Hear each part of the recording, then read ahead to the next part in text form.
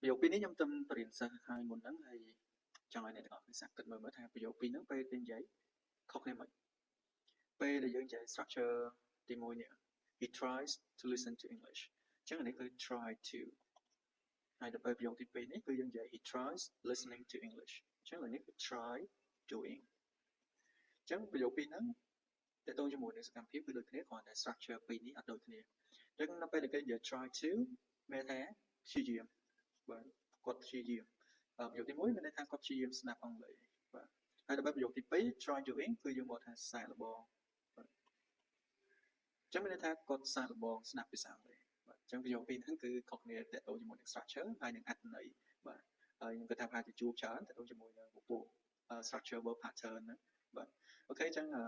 ខ្ញុំមានប៉ុណ្ណឹងហើយចំណុចនេះខ្ញុំគ្រាន់តែចង់ចែកម្លែកទាំងអស់គ្នាតើតើជាមួយអ្នកដែលចូលចិត្តភាសាអង់គ្លេសដោយសារខ្ញុំទៅបរៀនសិស្សមកមុននឹងតិចហើយខ្ញុំលើកចំណុចពីរហ្នឹងសួរសិស្សដែរបាទអូខេហ្នឹងហើយអរគុណបាទ